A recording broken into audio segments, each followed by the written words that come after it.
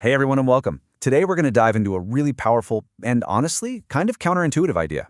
We're going to explore how sometimes the real key to receiving everything you've been praying for isn't about holding on tighter, but it's about learning the spiritual art of letting go. You know that feeling, right? You're praying for something, you're focusing on it. Maybe it's a new job, healing in a relationship, or a financial breakthrough. But the more you obsess and worry about it, the more it feels like you're just pushing it further away. It's such a frustrating cycle, and today, we're going to talk about how to break it. And that leads us right into our first big idea, the paradox of holding on. See, our human instinct when we really want something is to grip it with all our might in our minds. We analyze it, we worry about it, we try to control every single possible outcome. But what if that very act of clinging to it is what's actually blocking the flow? So here's the crucial point. True attainment doesn't come from constant mental striving or grinding it out in your head. It comes when you learn to impress your desire upon your mind and then consciously, with intention, you release it. You have to let it go so that a higher power, so that God, can do the real heavy lifting. This is what some people call the law of release. And think of it like this. You're not just abandoning your desire, you are dispatching it. You're sending it out on a mission, with full trust that God's universal power will gather all the right people, the resources, and the circumstances to bring it back to you fully formed. It's a massive act of trust. And that trust is exactly what we're talking about when we say the faith of forgetting. Now, this isn't about being careless or apathetic. No way. This is an active, powerful form of faith that basically says, okay, God, I've done my part, now I trust you to do yours. You know, Jesus himself taught this very principle. When he said, take no thought, he wasn't telling us to be irresponsible. He was telling us to release the fear, the worry, and the constant anxiety about the outcome. He was inviting us to unchain our desires from our own limited, worried thoughts and just let them go. Okay, now what's really interesting here is the distinction this makes. You see, the goal is to plant a seed. That's your idea, your desire, in the fertile soil of your subconscious mind. You hold the thought just long enough to plant it. But then you release your conscious grip so that the thought can hold you, guiding your intuition and actions without all the interference of your doubt and fear. All right, so this all sounds great in theory, but how do we actually do it? Let's get practical. Here are 3 clear, actionable steps you can start using today to practice this whole faith of forgetting. It's a simple yet really profound process. First, you plant your desire with real focus and feeling.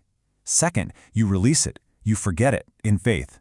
And third, and this one is a game changer, you actively work to clear out the old baggage from your past that could choke out that new seed you just planted. Let's talk a bit more about that third step. We all praise having a good memory, but what about having a good forgettery? This is the ability to consciously and intentionally cast out the harmful things from your past. Old resentments, failures, fears, those limiting beliefs. Your success depends way more on what you're willing to forget than what you're able to remember. The Apostle Paul understood this as a core spiritual discipline. As he wrote, we have to forget what's behind us to be able to reach for what's ahead. You just cannot press forward when you're dragging the weight of yesterday's pains and mistakes. Forgetting is the prerequisite for reaching your divine purpose. This slide here just lays out the choice we face perfectly. On the left, you've got the default settings of our human mind. Worry, control, focusing on the problem, you know the drill. But on the right, you have the reality of our God's self. And the whole journey is about making a conscious shift. So instead of striving and trying to control everything, we practice release and allowing. Instead of focusing on the problem, we center our thoughts on God. This is the real shift from fear to faith. So what's a practical tool for making that shift? Well, this is where we bring in the power of affirmation. And let's be really clear, this is not about wishful thinking. Affirmations are a powerful spiritual tool for literally rewiring your brain and aligning your entire being with God's truth. Have you ever felt like this? Just completely stuck. Your finances, your health, your career, it all feels like a frozen, ice-choked river. Nothing is moving, nothing is flowing, you just feel hopelessly stuck in the circumstances. It's such a powerful metaphor for a life that's been dominated by fear and worry. But here is the solution. Turning your thoughts to God is like the sun coming out in spring. The warmth of His presence and His truth begins to melt the ice. The higher your thoughts are centered on God, the faster that thaw happens. But when your thoughts are stuck down in the problem, in the self, the freeze just gets worse. This is the work affirmations do. First, they act like an icebreaker, just dislodging and breaking up those old frozen patterns of fear and limitation.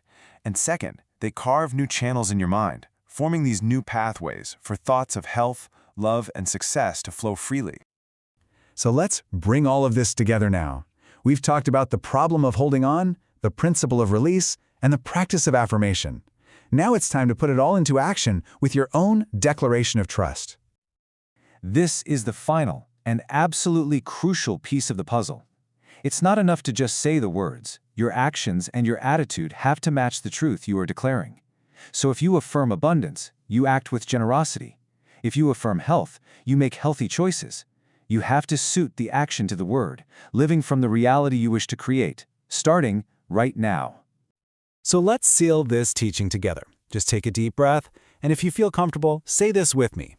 I release my plans and trust God's perfect process.